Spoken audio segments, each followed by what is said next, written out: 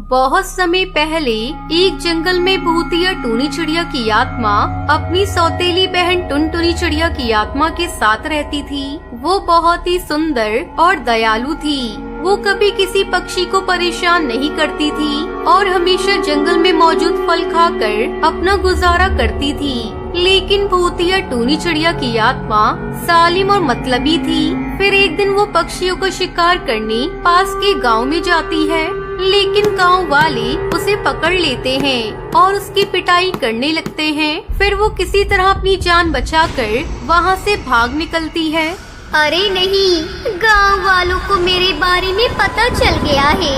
अब मैं दोबारा वहां पक्षियों का शिकार करने नहीं जा सकती। मुझे पक्षियों को पकड़ने के लिए कोई और तरकीब सोचनी होगी। तब तक आप लोग कमेंट में बताएं 5 - 2 + 5 कितने होते हैं। तभी उसकी नजर टुनटुनी चिड़िया की आत्मा पर पड़ती है। अरे वाह, मैं टुनटुनी की खूबसूरती का इस्तेमाल करके आसानी से पक्षियों को पकड़ सकती हूँ। उसके बाद रोज मुझे पक्षियों का खून पीने को मिलेगा। उसके बाद वो टुनटुनी के पास पहुंचकर उसके पंख काट लेती है। अरे ये क्या, ये तुमने क्या किया? आखिर तुमने मेरे पंख क्यों काटे? ताकि तू मेरी हर बात माने। अगर तूने मेरी बात नहीं मानी तो मैं इस पंख को आग लगा दूंगी। तू अच्छी तरह जानती है, पंख जलने के बाद तू भी जलकर राख हो जाएगी। अब मेरी बात ध्यान से सुन। तू देखने में बहुत खूबसूरत है, इसलिए अब तू पक्षियों को अपनी खूबसूरती के जाल में फंसाकर मेरे पास लाएगी।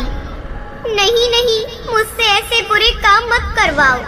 फालतू की बकवास मत कर और जितना कहा है उतना कर। चल जा जल्दी, वरना मैं तेरे पंख को आग लगा दूंगी। उसके बाद मजबूर होकर भूतिया टुनटुनी चिड़िया की आत्मा पास के गांव में चली जाती है। तभी नदी के पास उसे एक चिड़ा दिखाई देता है। वो उसे अपनी मीठी मीठी बातों में फंसाकर जंगल में ले आती है। तभी भूतिया टूनी चिड़िया की आत्मा उसे पकड़कर खा जाती है। अरे वाह, इस पक्षी का खून तो बहुत ही स्वादिष्ट था। अब तू रोज मेरे लिए एक पक्षी को पकड़ कर लाएगी। उस दिन के बाद से वो गांव के बहुत सारे पक्षियों को खा जाती है। इसी तरह एक दिन भूतिया टुनटुनी चिड़िया की आत्मा को रास्ते में सुंदर जादूगर मिलता है। दूसरे पक्षियों की तरह वो भी उसकी खूबसूरती देखकर उस पर फिदा हो जाता है। अरे वाह, वो चिड़िया तो बहुत खूबसूरत है। आज तक मैंने ऐसी चिड़िया नहीं देखी। ये तो परियों से भी ज्यादा खूबसूरत है। जरूर किसी बड़े जंगल की राजकुमारी होगी।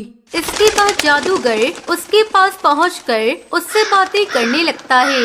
बातों ही बातों में जादूगर कालू कौआ उससे शादी करने की इच्छा जाहिर करता है। भूतिया टुनटुनी चिड़िया ये नहीं चाहती थी कि उसकी वजह से जादूगर की जान जाए, इसलिए वो उसको सारी सच्चाई बता देती है। देखो जादूगर, मैं कोई राजकुमारी या मामूली चिड़िया नहीं हूँ, बल्कि जंगल में रहने वाली एक भूतिया चिड़िया की आत्मा हूँ। उसके बाद वो जादूगर को अपनी बहन भूतिया टूनी चिड़िया की आत्मा के बारे में सब कुछ बता देती है।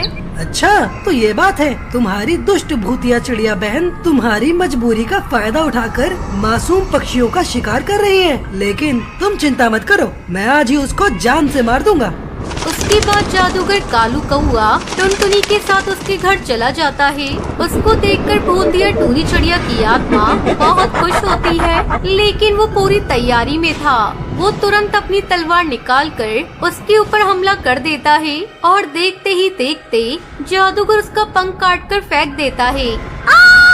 इसने तो मेरे पंख काट दिए। अरे मुझे बहुत दर्द हो रहा है। अरे तू कौन है? तू ऐसा क्यों कर रहा है? अभी तो मैंने तेरे पर काटे हैं, अब मैं तेरी गर्दन काटकर तुझे मौत के घाट उतार दूंगा। ये सुनकर भूतिया टूनी चिड़िया की आत्मा घबरा जाती है और वहाँ से भागने लगती है। तभी जादूगर कालू कौआ अपनी तलवार से उसके पंख काट देता है और उन्हें जला देता है। फिर भूतिया चिड़िया की आत्मा का हमेशा के लिए अंत हो जाता है और जादूगर टुनटुनी चिड़िया की आत्मा से शादी करके उसके साथ खुशी खुशी रहने लगता है।